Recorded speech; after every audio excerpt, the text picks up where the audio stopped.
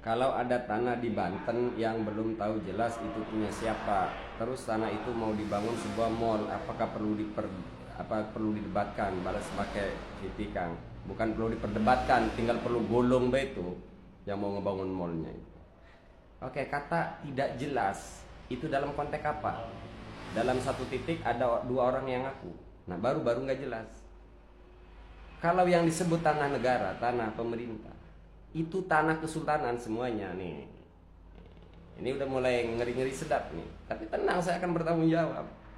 Yang masyarakat awam sebut tanah negara, tanah pemerintah. Negara tuh nggak memiliki tanah. Itu tanah kesultanan, tanah seluruh rakyat. Jadi kalau tanah itu seperti kata ente di Banten, ya tanah milik seluruh rakyat Banten. Tanah itu ada yang dimiliki pribadi, ada yang dimiliki bersama.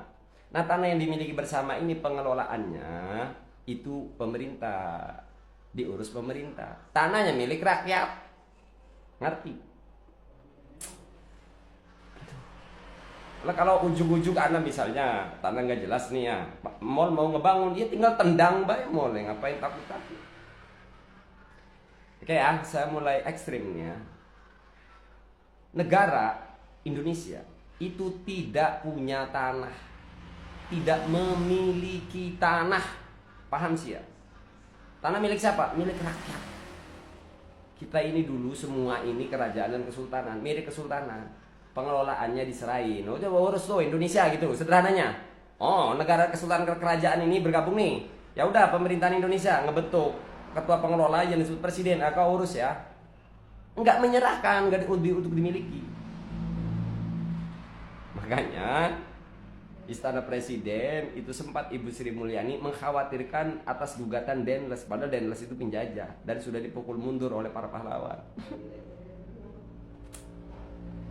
Setiap jengkal tanah di Banten yang belum dimiliki pribadi itu tanah milik bersama rakyat Banten. Pun di Jogja, di Cirebon, di semua wilayah yang kalian sebut sebagai tanah negara itu adalah tanah milik seluruh rakyat. Paham? Jadi nggak ada tanah nggak jelas. Salam bro.